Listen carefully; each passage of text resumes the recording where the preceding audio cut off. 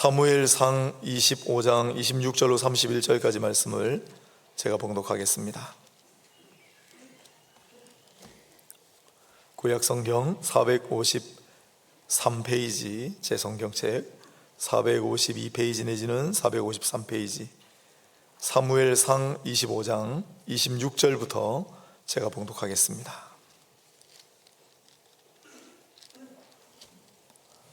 내 주여, 여호와께서 살아계심을 두고 맹세하노니 내 주도 살아계시거니와 내 주의 손으로 피를 흘려 친히 보복하시는 일을 여호와께서 막으셨으니 내 주의 원수들과 내 주를 해하려 하는 자들은 나발과 같이 되기를 원하나이다. 여종이 내 주께 가져온 이 예물을 내 주를 따르는 이 소년들에게 주게 하시고 주의 여종의 허물을 용서하여 주옵소서. 여호와께서 반드시 내 주를 위하여 든든한 집을 세우시리니 이는 내 주께서 여호와의 싸움을 싸우시며 내 주의 일생에 내 주에게서 악한 일을 찾을 수 없음이니이다. 사람이 일어나서 내 주를 쫓아 내 주의 생명을 찾을지라도 내 주의 생명은 내 주의 하나님 여호와와 함께 생명 싸개 속에 쌓였을 것이요 내 주의 원수들의 생명은 물매로 던지듯 여호와께서 그것을 던지시리이다. 여호와께서 내 주에 대하여 하신 말씀대로 모든 선을 내 주에게 행하사 내 주를 이스라엘의 지도자로 세우실 때 내 주께서 무죄한 피를 흘리셨다든지 내 주께서 친히 보복하셨다든지 함으로 말미암아 슬퍼하실 것도 없고 내 주의 마음에 걸리는 것도 없으시리니 다만 여호와께서 내 주를 후대하실 때 원하건대 내 주의 여종을 생각하소서 하니라. 아멘. 감사합니다. 오늘은 사무엘상 25장 중간쯤 본문으로 생명싸개라는 제목으로 말씀을 증거하겠습니다. 생명싸개, 워낙 오랫동안 설교 들으신 분들이 많아서 생명싸개의 설교를 한 번쯤은 들어보셨음직한데 오늘 이 사무엘상 25장 생명싸개 제목으로 말씀을 증거할 때 사실 이게 우리에게 주어지는 약속의 말씀이기도 합니다. 이 약속의 말씀, 그 말씀대로 약속대로 은혜가 임하기를 기도합니다. 밖에 비가 옵니까? 봄비 내리는데 우리는 촉촉한 봄비로 여기지만은 지난 주간에 오스트리아의 필라흐라고 하는 곳에서는 4월 14일 날 30.9도까지 올라갔어요, 기온이. 그런데 4월 16일 이틀 뒤에는 폭설이 내렸습니다. 한 번도 경험해 보지 못한 희한한 현상들이 지금 지구상 곳곳에. 또 4월 16일 같은 날 두바이, 아랍에미레이트 공화국이죠, 사막에 있는 그 나라는 1년 동안 강수량이 120mm 밖에 안 돼요. 우리 한 달에 오는 양보다 좀 적은데 그 1년 강수량이 하루 만에 다 내리는 바람에 우리야 뭐 한 100mm 내려도 끄떡없는데 거기는 비가 났으니까 공항이고 뭐 관공서고 거리고 완전히 물난리가 난 걸 보았습니다. 지구상 곳곳에 이렇게 또 이상기후로 몸살을 앓고 있는 가운데 오늘 우리는 촉촉한 단비를 맞으며 빗속을 뚫고 하나님 은혜를 사모하고 하나님께 영광 돌리러 오신 여러분들에게 하나님 은혜와 사랑이 충만하시기를, 하나님께서 영광 받으시기를, 또 우리의 기도를 들으시고 또 많은 도움 필요한 곳에 하나님의 손길이 미치게 되기를 먼저 소망하고 기도합니다. 자, 오늘 이야기는 다윗의 이야기인데 25장 26절부터 읽었는데 1절에 보면은 사무엘이 죽었습니다 라는 보고로 나옵니다. 사무엘이 어떤 사람이에요? 사무엘은 이스라엘의 위대한 선지자이자 제사장으로 어릴 때 하나님께 바쳐졌던 인물. 사울도 그 앞에서는 감히 함부로 행동할 수 없었던 다윗의 멘토, 사울과 다윗의 머리에 기름 붓고 왕으로 세우는 일을 감당했던 사람, 사무엘입니다. 마침내 사무엘이 죽었습니다. 한 절 나와요. 그리고 아마도 다윗이 큰 영향을 받은 것 같아요. 그래서 다윗이 바란 광야로 떠납니다. 오늘 뒤에 보면은 주보 성경 공부, 제가 여기 교재를 만들었는데 지도도 이렇게 해놨어요. 나중에 참고해 보세요. 바란 광야는 저 남쪽입니다. 다윗이 도망을 많이 다녔잖아요. 그러나 중앙무대를 떠나지 않았습니다. 베들레헴, 사울의 고향, 예루살렘 주변. 그런데 사무엘이 죽은 다음 다윗은 한참 남쪽으로 내려갑니다. 그곳에서 정처 없는 유랑 생활을 하는데 먹고 살아야 되잖아요. 그래서 이 다윗이 이 광야 생활 동안 뭘 했느냐 하면, 요즘 말로 하면 용역업체, 조금 다른 말로 바꾸면 경호업체를 운영을 했어요. 그런데 휘하에 달린 사람이 너무 많아요. 13절을 보면 칼을 차고 400명가량은 데리고 올라가고 200명은 소유물 곁에 있게 하니라 그랬으니까 칼을 차고 있는 장정만 해도 600명이나 돼요. 결혼한 사람도 있었을 거니까 식수홀들을 생각하면 얼마나 많은 사람들이 있었겠습니까? 이게 정식 경호업체가 아닙니다. 누가 공식적으로 일을 맡기고 사례를 지불하는 업체가 아니라는 뜻입니다. 어떻게 먹고 살지요? 그래서 광야를 다니다 보니까 큰 부자가 한 명 있어요. 그 부잣집 소유물이 많으니까 사나운 짐승으로부터 도적대로부터 자발적으로 재산을 보호해 주는 역할을 했습니다. 그리고 양털 깎는 축제 기간이 됐습니다. 다윗이 밑에 있는 사람들 몇 명을 보냅니다. 우리가 그동안 열심히 대거의 소유물을 잘 지켜주지 않았습니까? 우리가 담벼락처럼 막아드렸습니다 라는 말이 나옵니다. 그러니 대가를 내놓으시오, 돈을 주시오, 그렇게 말하지 않았습니다.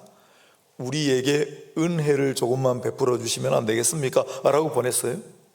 근데 이 주인이 얼마나 쌀쌀맞은지 다 알면서도 누구? 다윗? 잘 모르는데? 모를 리가 없잖아요. 다윗이 이 시대만 해도 얼마나 유명한데.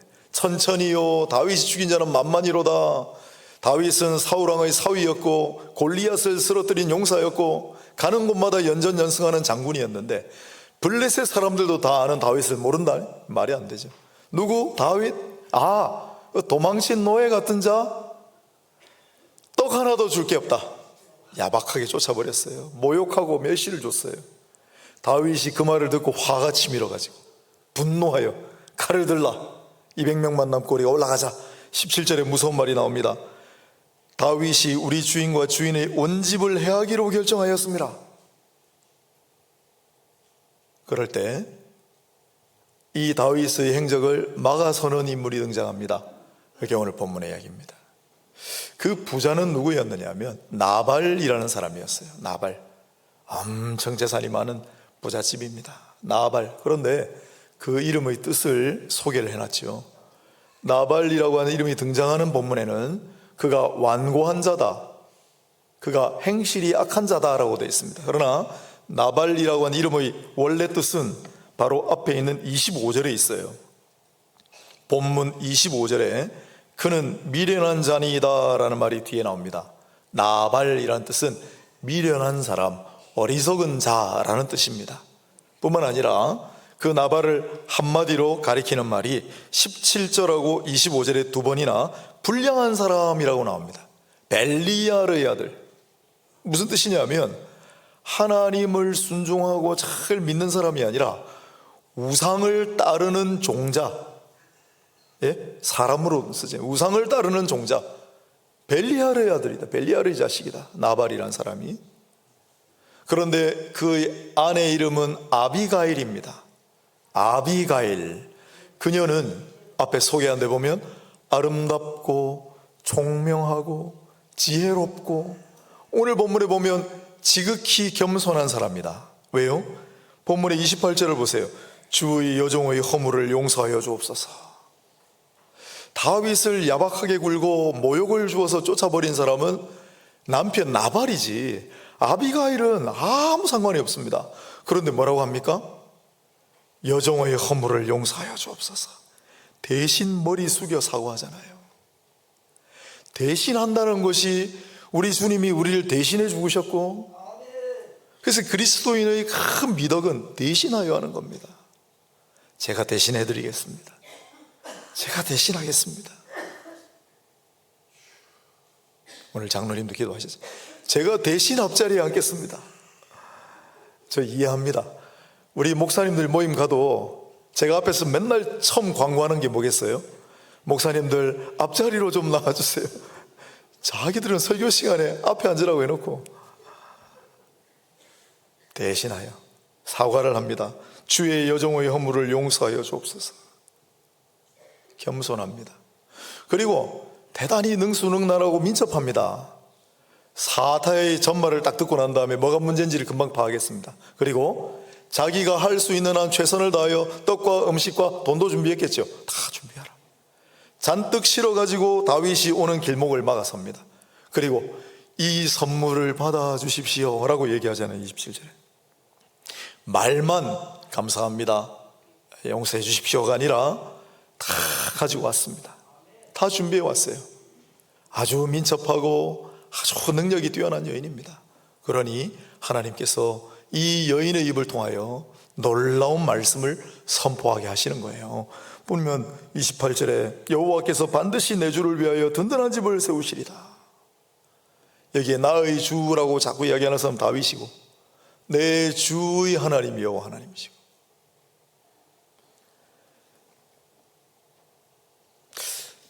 어떻게 해서 이런 남자와 이런 여자가 결혼을 했을까요? 우리 총신의 구약학 가르치던 김정우 교수님, 아직도 우리 노회 회원이세요. 제가 좀 친한데 이분이 쓰신 책에 이렇게 해놨습니다. 이분은 말투가 좀 이렇거든요. 다음에 한번 제가 초청할 텐데 보시면 아마 금방 아실 거예요. 세상에는 가끔 이런 안타까운 조합도 있답니다.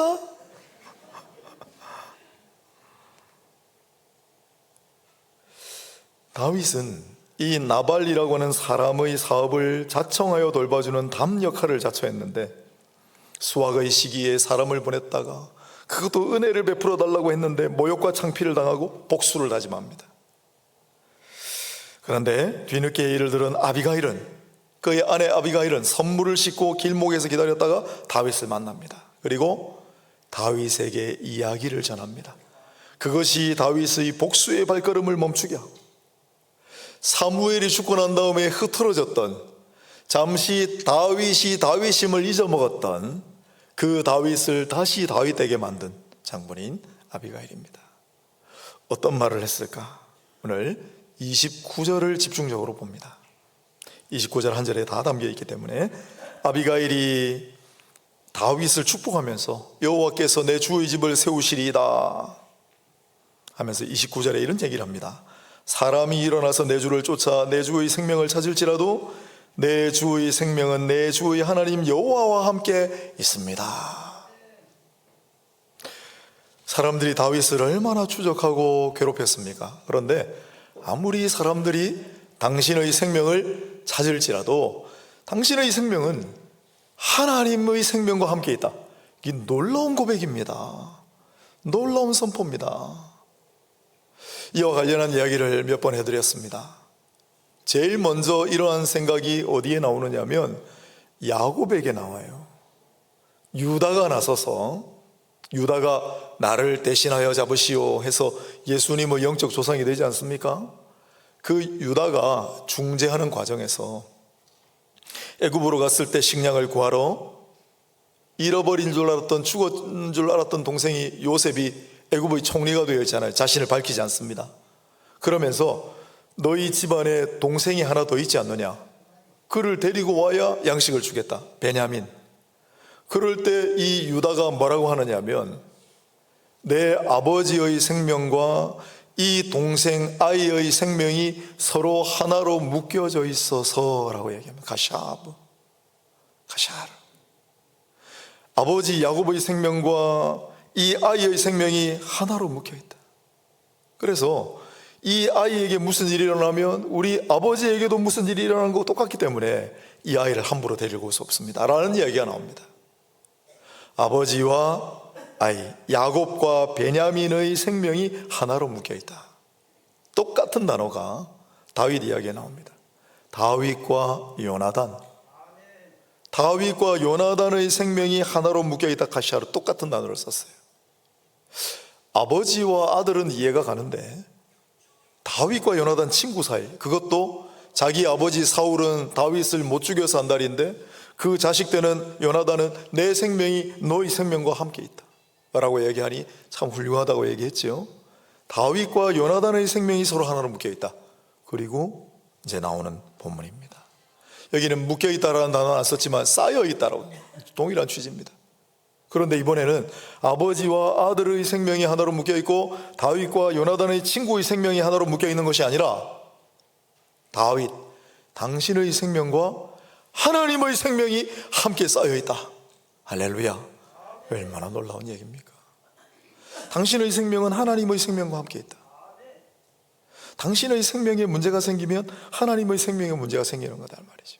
하나님이 그만큼 자기 생명처럼 당신을 아끼신다 라는 걸 아비가일의 입을 통하여 선포하게 하셨습니다. 이게 다윗에게 얼마나 힘이 되었을까. 그런데 다윗뿐만 아니라 오늘 이 시간 우리 예수를 믿는 우리에게도 똑같은 은혜의 말씀이 된 줄로 믿습니다. 왜냐하면 예수님께서 이 땅에 오셔서 뭐라고 하셨냐면 나와 아버지는 하나이다. 요한복음 10장 30절. 나와 아버지의 생명이 하나로 묶여있다, 하나로 쌓여있다 라고 선포하신 거예요. 그러면서 요한복음 17장 21절에 아버지여, 아버지께서 내 안에, 내가 아버지 안에 있는 것 같이 그들도 다 하나가 되어 우리 안에 있게 하사 세상으로 아버지께서 나를 보내신 것을 믿게 하옵소서. 우리가 하나님 안에, 하나님이 우리 안에, 하나님의 생명이 우리 안에, 우리의 생명이 하나님 안에 있다는 거예요. 그리고 뿐만 아니라 예수 믿는 공동체인 우리 성도들 서로 간에도 다 하나가 되어 우리의 생명이 여러분 안에, 여러분의 생명이 나와 함께 다 연관되어 있다고 말씀을 하십니다. 그러면서 이런 사실을 잘 믿지 못하는 초대교회 성도들에게 사도를 통해 말씀을 전하게 하셨는데, 특히 로마 시대, 로마 제국의 심장부에 사는 사람들, 그리스도인이 된 사람들에게 쓴 편지인 로마서 6장 4절로 5절에 바울은 이렇게 썼습니다. 그러므로 우리가 그의 죽으심과 합하여 세례를 받음으로 그와 함께 장사되었나니 예수의 죽음과 함께 우리도 죽었고 만일 우리가 그의 죽으심과 같은 모양으로 연합한 자가 되었으면 또한 그의 부활과 같은 모양으로 연합한 자도 되리라. 그가 부활하셨으면 우리도 함께 부활했고 주님의 생명과 우리의 생명이 하나로 묶여있다. 주님의 생명과 우리의 생명이 하나로 쌓여있다 라고 말씀하셨습니다. 이것이 우리에게 큰 소망이 되고 담대함의 원천이 됩니다. 사랑하는 여러분, 너무 두려워하지 마세요. 내 생명이 주님의 생명과 함께 있다. 우리는 두 개의 심장을 가진 사람들입니다. 제가 신학교 갈 때 간증한 거 여러분 기억나십니까? 그 밤에 제가 주님께서 말씀하실 때 주여, 제 심장을 주님께 드립니다. 제 심장에는 주님의 심장이 함께 뛰고 있습니다. 저뿐만 아니라 여러분도 마찬가지예요. 우리의 영적인 혈관에는 우리의 피뿐만 아니라 주님의 보혈이 함께 흐르고 있습니다. 내 생명과 주님의 생명이 하나로 묶여있다. 내 생명과 주님의 생명이 하나로 쌓여있다. 이걸 잊지 마시고 그것이 늘 언제 어디서든 어떤 상황이든 나에게 위로가 되고 소망이 되고 담대함의 원천이 되어 살아가시는 생명의 주를 모시고 생명의 은혜 가운데 살아가시는 모두가 되시기를 축복합니다. 그러면서 아비가일이 내 주의 하나님 여호와와 함께 생명 싸개 속에 쌓였을 것이다. 뭐가요? 당신의 생명이. 다윗, 당신의 생명은 하나님의 생명 싸개 안에 쌓여져 있습니다 라고 뭐라고 할까요? 이걸 선포합니다. 축복합니다.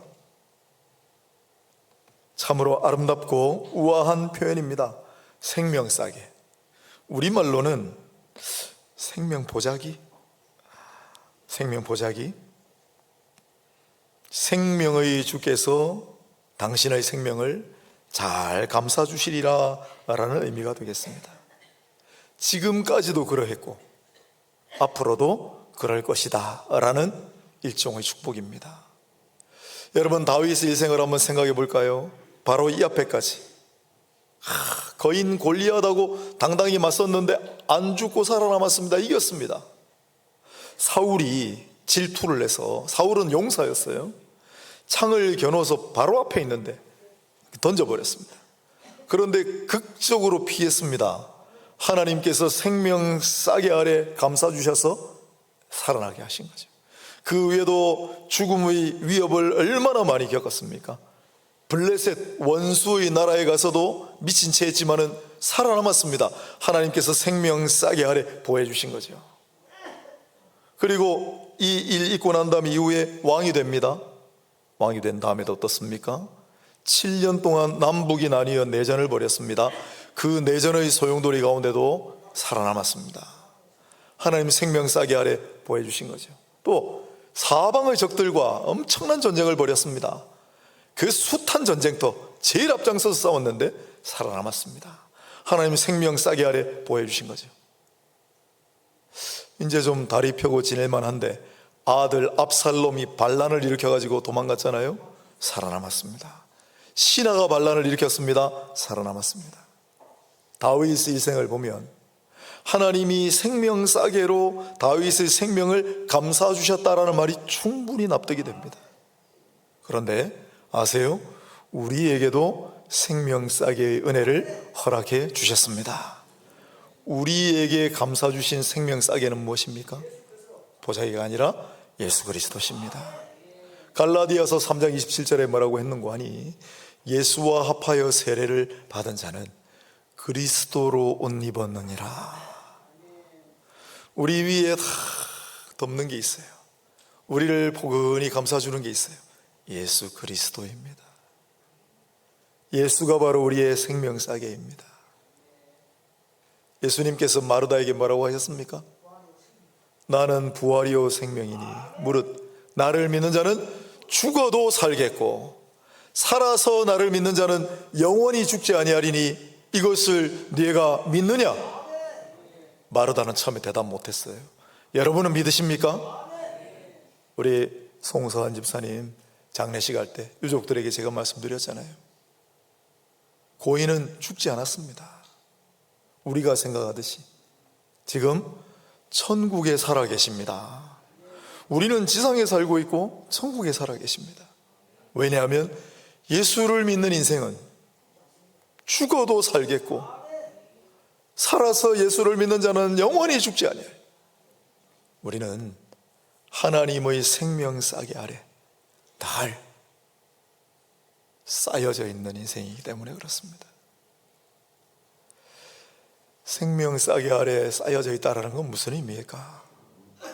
먼저 다윗을 생각해 보니까 원수들이 내 눈앞에 있고 나의 생명을 노리는 자들이 나를 사방으로 여사도 난 두려워할 것이 없다. 왜?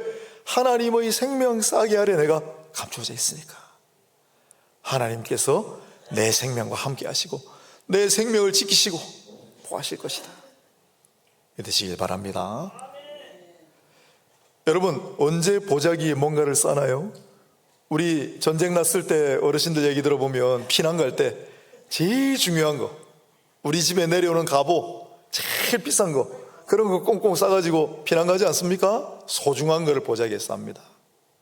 우리의 생명, 천하보다 귀한 우리의 생명, 생명 싸게 아래 하나님 싸셨죠. 또 소중하고 비싸고 값비싼 것만 보자기에 싸는 게 아니고 연약하고 부서지기 쉬운 것도 보자기에 잘 간직합니다. 그렇지 않습니까? 하나님은 생명 싸게 아래 특히 연약하고 잘 부서지고 상처 입기 쉽고 물은 것을 잘 감싸십니다. 보호해 주시고 지켜주시는 거예요. 오늘 장애인의 주일입니다. 하나님께서는 연약하고 부서지기 쉬운 이런 인생들을 결코 잊지 않으시고 생명 싸개 아래 잘 간직하시고 지켜 보호하여 주시는 줄로 믿습니다.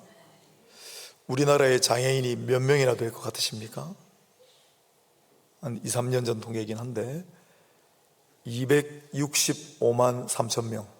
우리 부산기운실 장애인 팀장으로 섬기시는 유한영 목사님께서 가르쳐 주셨어요. 전 국민의 5.2%가 장애인입니다. 그런데 그 장애인들 중에 90%는 후천적 장애인입니다. 후천적 장애인입니다. 먼저 본 통계보다 장애인이 8,000명이 불어났습니다. 후천적 장애인이 대부분이에요. 여러분, 특히 연약하고 부서지기 쉬운 인생들, 이들을 하나님께서 생명 싸게 아래 소중하게 여기시고 간직하신다는 거, 그걸 알면 우리가 허투루 대할 수가 없죠. 장애인주의를 생각하면서 우리가 뭔가 장애인들을 위해 해드린다고 하기보다는 여러분, 우리 고정관념을 버려야 합니다. 장애인분들은 불편하신 것이지 결코 불행하거나 불쌍하지 않습니다. 불행한 사람, 불쌍한 사람이라고 우리가 시혜를 베푸는 그러한 시각에서 벗어나야 합니다. 그리고 인식 개선을 좀 해주십사 부탁을 드립니다. 장애인의 반대말은 뭔가요? 정상인이라고 보통만 이야기만 해요. 그런 말 쓰면 안 됩니다. 오늘부터 우리 교우들은 정상인이란 말 쓰지 말고, 그러면 장애인은 비정상인입니까? 정상인이란 말 쓰지 말고 비장애인 굳이 쓰려면, 이제 여름 되면은 아마 옷들을 다 갈아입으실 텐데 우리 박범혁 집사님 벌써 입고 계신데, 저 옷은 반팔 옷입니까? 반소매 옷입니까? 반소매 옷이라고 하셔야 됩니다. 반팔은 장애인들 듣기에 굉장히 서운한 얘기입니다. 여러분, 반바지라고 하지 반다리 옷이라고 안 하잖아요? 근데 왜 반팔 옷이라고 할까요? 반팔은 쓰면 안 됩니다. 또 아이들이 가끔씩 가다가 장난감 사달라고 떼쓰고 하는데, 우리 둘째도 좀 그랬는데, 땡깡 부린다고 그러잖아요. 땡깡 쓰시면 안 됩니다. 땡깡이 무슨 말이냐면 지랄, 간질병, 그걸 일본 사람들이 부르던 말이 우리나라로 들어온 거예요.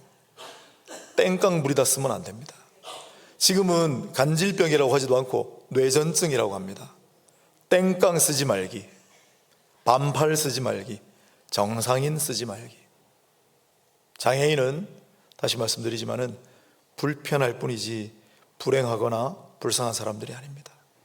하나님께서 생명 싸게 아래 똑같이 감싸주시고 소중히 여기고 지켜주시는, 우리와 하등 다를 바가 없는 인생들이다 라는 사실을 잊지 마시고, 우리 박동환 집사님 성가대 계신데 박순명 장로님 지금 병원에 가만히 누워 계세요. 생각을 많이 합니다. 그러나 우리 박순명 장로님 비록 눈도 못 마주치고 말씀도 못 하셔도 하나님의 생명 싸게 안에 잘 감싸져 있다. 하나님께서 지금 이 순간 생명 싸게 아래 콕콕 지키고 계신다, 잊지 마시기 바랍니다. 박순명 장로님뿐만 아니라 많이 거동불편하신 분들, 누워 계신 분들 많이 계시잖아요. 하나님의 생명 싸게 아래 하나님께서 지키신다. 우리도 마찬가지 아니겠습니까? 사랑하는 여러분, 언제나 어디서나 무슨 일이 있든 항상 나의 생명을 하나님께서 하나님의 생명 싸게 아래 잘 간직하시고 언제나 지켜보시고 또한 보호해 주시고 사랑해 주신다 라는 사실을 잊지 마시고, 이 생명 싸게 아래 있으면 어떤 역사가 일어나는가? 고린도후서 5장 4절에 이렇게 해놨습니다. 참으로 이 장막에 있는 우리가 짐진 것 같이 단식하는 것은 벗고자 함이 아니요 오히려 덧입고자 함이니 죽을 것이 생명에 삼킨 바 되게 하려 함이라. 생명 싸게 아래서는, 생명 싸게 안에서는 생명이 죽음을 삼킨다. 예? 죽음이 생명을 삼키는 것이 아니라 생명이 죽음을 삼키는 역사가 일어나는 것이 바로 하나님의 생명 싸게입니다. 우리 다 하나님의 생명 싸게 아래 있습니다. 잊지 마시고 이것을 든든한 위안 삼으시고 담대하게 나아가시기를 축복합니다. 반면에 29절 마지막 부분을 보겠습니다. 내 주의 원수들의 생명은 물매로 던지듯 여호와께서 그것을 던지시리이다. 생명 싸게라고 했고, 여기는 정확하게 원문을 보면 물매는 돌이잖아요. 물맷돌을 던지는 기구가 있지요. 기구에 손 모양으로 움푹 파진 곳이 있습니다. 그곳에 돌을 딱 쟁이고 돌을 던지잖아요. 정확하게 하면 물매돌을 쟁이는 그 자리에 원수들을 두신다. 하나님의 사람들은 생명 싸게 아래 싸시고 원수들은 물맷돌처럼 그 물맷돌, 이걸 어떤 목사님은 물매쏘개라고 하셨어요. 그냥 저는 헷갈리니까 물매싸개라고 해도 괜찮을 것 같아요. 원수들의 생명은 물매싸개에 싸셔서 던져버리신다. 그러면서 오늘 31절 이야기가 나오는 겁니다. 자, 하나님께서 우리의 생명을 생명싸개 아래 두시고 하나님의 생명과 함께 두셨습니다. 그 사실로 우리는 언제나 위로를 삼고 담대하게 나가야 합니다. 그렇다면 이 땅 살아가는 동안에 우리를 대적하고 우리를 괴롭히는 사람들에게는 어떻게 대처하고 살아가야 될까요?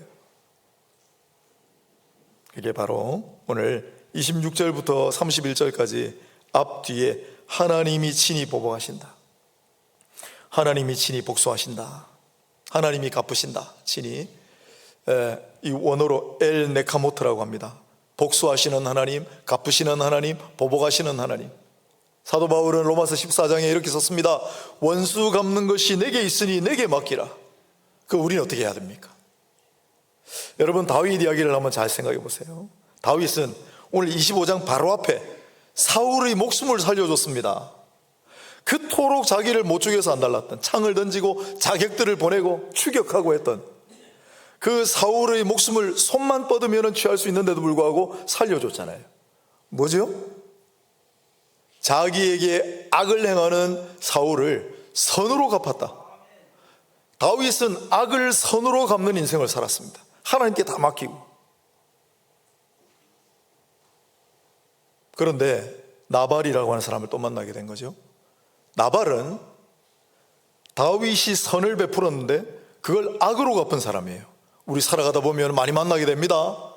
나는 선을 베풀었는데 그 사람 나를 악으로 갚은 거예요. 얼마나 화나요. 선을 악으로 갚는 나발을 만나서 갑자기 다윗이 돌변합니다. 그 악을 악으로 갚고자 하는 거죠. 그래서 칼을 차라 400명을 데리고 내 이 모든 사람들을 진멸하리라. 지금 복수이기를 나선 거 아닙니까? 아마도 사무엘이 죽었기 때문에 좀 정신적인 충격을 받고 다윗이 좀 흔들렸던 것 같아요. 영적인 밸런스가 무너진 것 같아요. 그때 다윗의 앞길을 가로막는 존재가 바로 아비가일이에요. 아비가일이 뭘 깨워줬습니까? 다윗이요, 당신은 사울 왕의 목숨도 살려주고 누군가 당신에게 악을 행하면 선으로 갚던 사람이 아니었습니까? 그런데 어찌 이 작은 바보에게 복수를 하심으로 큰 바보짓을 하시려고 합니까? 부디 다시 다윗으로 돌아오소서. 악이라도 선으로 갚는 인생이 다시 되소서. 그리고 모든 것은 다 하나님께 맡기소서. 하나님이 친히 갚으시지 않습니까?를 일깨워준 거예요. 다윗이 정신을 차립니다. 아, 그렇다. 그래서 하나님께 모두 맡기고 다시 악이라도 선을 갚는 인생으로 돌아온 거예요. 회개한 거예요. 사랑하는 여러분, 우리 자신도 한번 가만히 생각해 보세요. 어차피 우리의 생명은 하나님께서 당신의 생명과 함께 하셨고, 그리고 우리를 생명 싸개 아래 늘 지키고 소중히 여겨주셔요. 그보다 바랄 게 있어요? 그러니 우리가 살아가는 동안에는 설령 내 생명을 노리는 자가 나타난다 할지라도 그가 나에게 행하는 악을 선으로 대신하여 갚고 숯불을 들려보내고 떡이라도 음식이라도 하나 더 들려보내는, 오늘 아비가일이 뭐라고 합니까? 26절, 28절 중간에 보면 내 주께서 여호와의 싸움을 싸우시며, 하나님의 싸움입니다. 바울은 믿음의 선한 싸움이라고 그랬죠. 나에게 악을 행해도 선으로 갚고 숯불을 이어서 보내고 떡이라도 음식이라도 하나 더 챙겨주고 내 뺨을 때리면 다른 뺨도 돌려대라. 그래서 절대 악에게 지지 말고 선으로 악을 이기는 모두가 되시기를 바랍니다. 뿐만 아니라 우리가 진짜 싸워야 할 대상, 죄와 싸울 때에는 피 흘리기까지 저항하라 하셨으니 이 믿음의 선한 싸움을 싸우며 하나님의 싸움을 싸우며 하나님께 모든 걸 맡기고 나아가는 저와 여러분 되시기를 바랍니다. 하나님께서 갚으십니다. 이게 얼마나 무서운 이야기인지를 보여드리겠습니다. 아비가일이 하나님께서 다 갚으시니 다윗이여, 당신의 손에서는 칼을 내리시고 당신의 손으로 피를 흘리지 마옵소서. 예전처럼 선으로 악을 갚는 인생이 되시오. 다윗이 그러겠습니다. 하나님께 모든 걸 맡깁니다 했을 때 이어지는 38절을 보세요. 37절. 아침에 나발이 포도주에서 깬 후 술 마시고 취해 있습니다. 그의 아내가 그에게 이 일을 말하며 전말을 이야기했겠죠. 그가 낙담하여 몸이 돌과 같이 되었더니 한 열흘 후에 여호와께서 나발을 치심에 그가 죽으니라. 하나님이 갚으시는 거예요. 무서운 말입니다. 말씀을 정리하겠습니다. 다윗은 복수의 길을 나섭니다. 사무엘이 죽고 난 다음에 자기를 모욕하고 분노하게 했던 나발의 일당을 처단하기 위해서, 그러나 아비가일 그의 아내가 다윗의 발걸음을 가로막았습니다. 그리고 다윗을 축복하며 이르기를 당신의 생명은 여호와의 생명과 함께 있지 않습니까? 천하 어떤 사람이 당신의 생명을 노려도 뭐가 두렵겠습니까? 그러면서 하나님께서 당신의 생명은 하나님의 생명 싸개 아래 싸서 보호하고 계십니다. 그러면서 원수 갚는 것은 주께 맡기고 다시 악을 선으로 갚는 인생이 되시오. 다윗은 그 자리에서 대우각성하고 다시 회개하여 하나님의 인생을 살아갑니다. 오늘 우리도 이 말씀을 잘 기억하셔서, 사랑하는 여러분, 우리가 죽음의 공포에 떨 필요도 없고 이 세상 사람들이 나를 어떻게 할까 두려워할 필요도 없는 것이, 내 생명은 하나님의 생명과 엮여 있고 하나님은 내 생명을 하나님의 생명 싸개 아래 쌓아 계시고 하나님께서 친히 갚으실 테니 오직 선으로 악을 갚으며 믿음의 선한 싸움 싸우며 우리의 달려갈 길을 하나님을 바라보고 담대하게 나아가시는 저와 여러분 다 되시기를 주님의 이름으로 축원합니다.